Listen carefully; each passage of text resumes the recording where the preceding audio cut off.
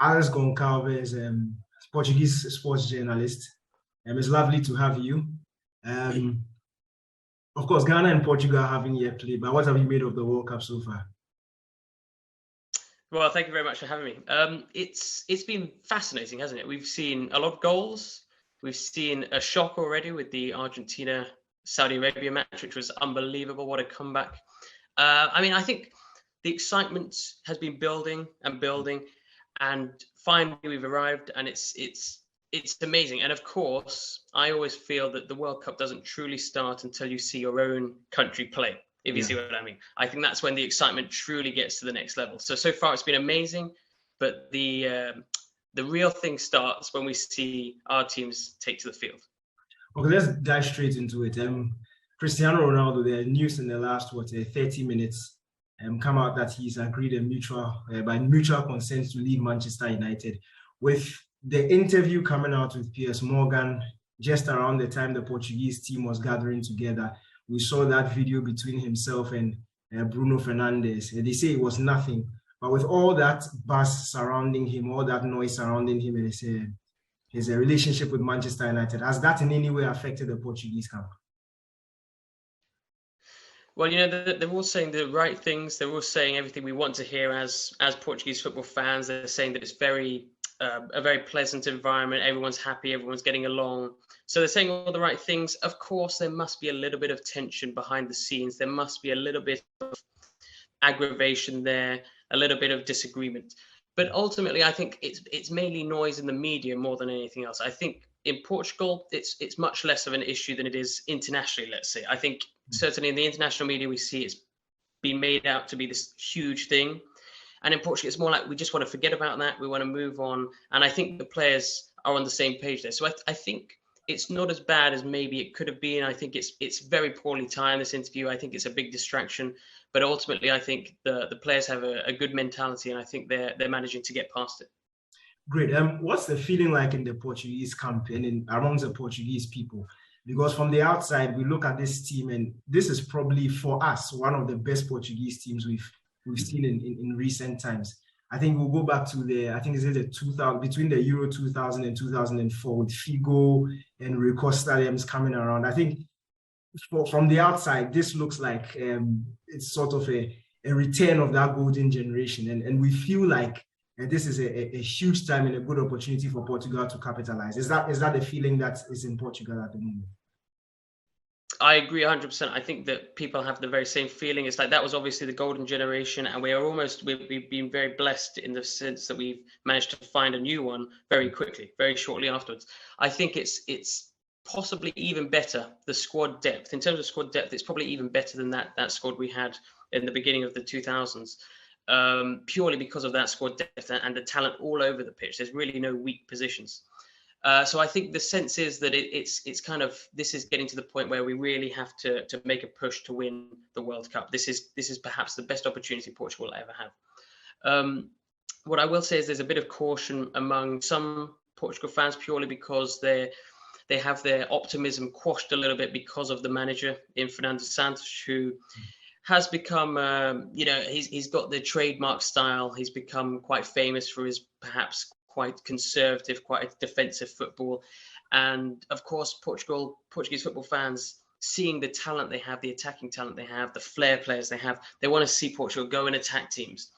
And I think the fact that Portugal won Euro 2016, playing quite a cautious style, maybe was actually in some way a bit of a negative in the sense that now Fernando Santos thinks that's the way we can win major tournaments. So I don't expect Portugal to be hugely exciting, despite the players they have. But often we see pragmatism is the way to be able to grind through and win these competitions. So I would say that Portugal have a really good chance, and that's despite the manager, who is a bit of a controversial figure. Speaking of the manager, we saw some comments after the squad was named about not too many people are happy with the relationship between Jorge Mendes, Ronaldo's agent, the fact that there were some figures coming out about 18 of the 26 players in the Portuguese squad are clients of Jorge Mendes. With that surrounding, is that from the outside, it looks like it's a big deal in Portugal. Is that the case over there, or was just minor noise? I think it's a point that a lot of fans in the country do like to make. But at the same time, when you have a Portuguese super agent, the only real Portuguese super agent, it's not really that unreasonable to think that the majority of the team are also going to happen to be his clients. I think it's more. I don't think there's any conspiracy that he's favoriting the Jorge Mendes clients. I think it's just a case of, this is the situation. Most of Portugal's elite players will have Jorge Mendes as their agent. So ultimately, it's gonna just happen by chance more than anything. But I think, yeah, it's an issue that has been mentioned. I've seen some on Twitter. I get some mentions about the role that Jorge Mendes might have in controlling the decisions. But I don't think that's true. And I think even if it were, this is a hell of a squad, and ultimately Portugal should be fine regardless. Okay, let's talk about the game on Thursday, Ghana versus Portugal. Is there any updates from the Portuguese camp in terms of injury, fitness issues, or everything is fine?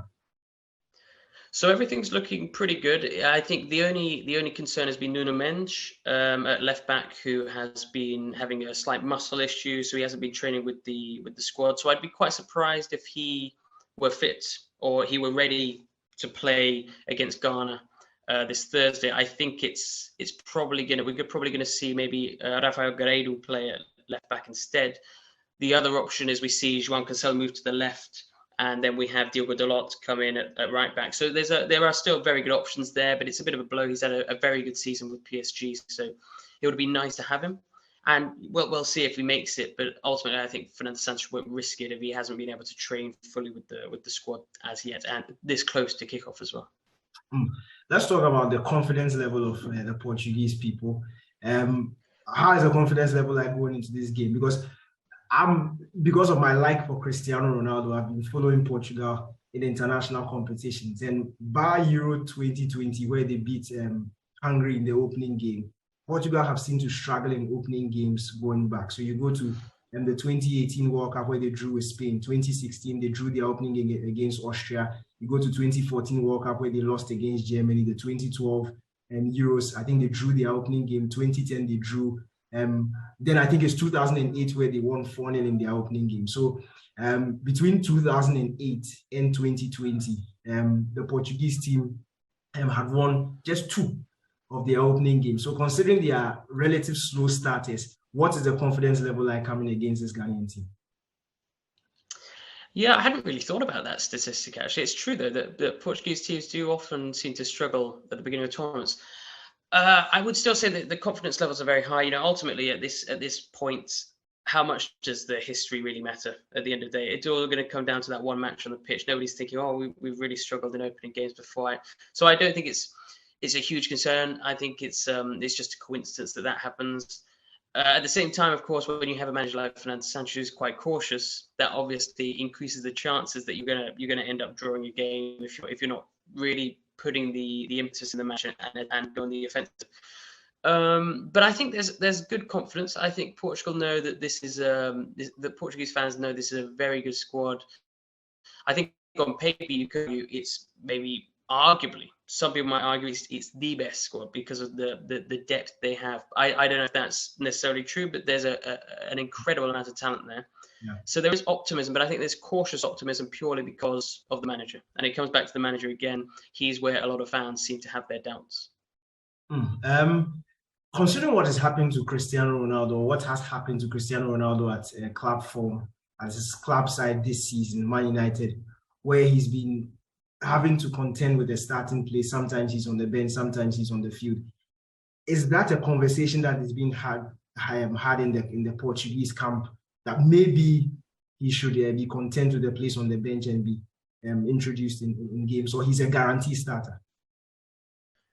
So yeah, I think that in the minds of the players themselves, certainly publicly, it seems that he is still seen as the main man. They like to give this impression that Ronaldo is still the central figure. He's the one that they rely on and they see as their ultimate leader.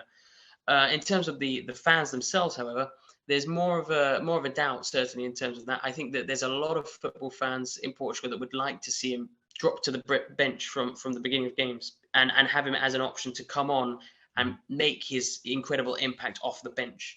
I think the problem with him starting is that regardless of whether he's playing well or badly, if Portugal were to fall behind in a match, Fernando Santos, I don't think, would bring him off. If he's playing badly and Portugal are losing and need a goal, he won't take him off.